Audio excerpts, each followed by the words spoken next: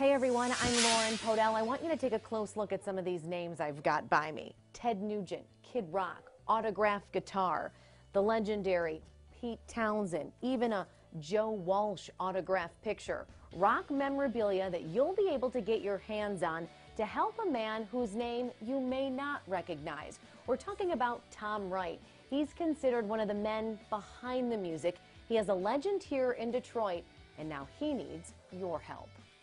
This is Tom Wright, and his story starts in London back in the early 60s, where he studied photography. In 1967, he went on his first rock and roll tour, capturing the moments of legendary bands. We're talking about Pete Townsend and The Who, Rod Stewart and The Faces, the MC5, the Rolling Stones, Joe Walsh, just to name a few.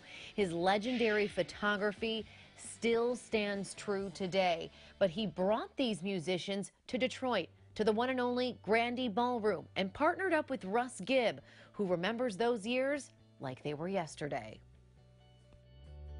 A lot of people don't know who Tom Wright was or is because he's very much alive. He's had a couple handicap problems with health things that he's overcoming, but he was the first real manager of the Grandy Ballroom. I get a lot of the credit for starting the Grandy, and yes, I started it, but the British groups that came in were all responsibility of Tom Wright. In fact, it was Tom Wright that brought The Who to Detroit to take the stage at the Grandy Ballroom. And there, The Who performed their rock opera Tommy for the very first time in the U.S. here in Detroit. He was so impressed that he came to me and he said, "I'd like to work at this place," because he said, "I think I can do a lot for it with the groups from England." Russ, what year was that? Oh, don't ask me years. Come on. Give me a ballpark. When you're 84 years old, they're all years. Well, I can tell you, it was the good old years of the late 60s, early 70s when Russ Gibb founded Detroit's Grandy Ballroom, and Tom Wright jumped in to help bring it to life. Now, all these years later, 50 years later, Russ Gibb is helping out Tom now that his health is declining, and he's doing it the only way he knows how: throw a big rock concert. You know, he was the person that kept it going and did all the interesting things that I get credit for.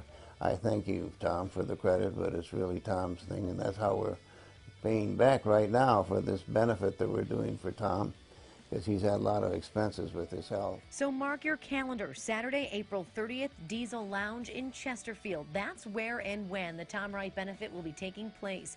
Musicians Scott Morgan, bands Sponge, Critical Bill, The Beggars, White Shag, all taking the stage to help raise money.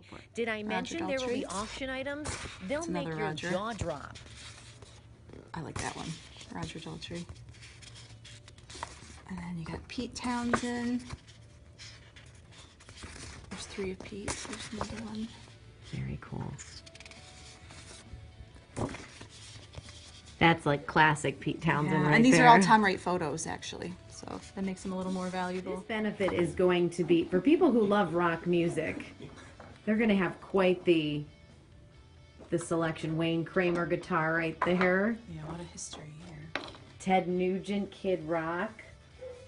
And here's, this is all Joe Walsh stuff. He's been amazing. Tell me what we're looking at. This is The Who at the Grandy Ballroom.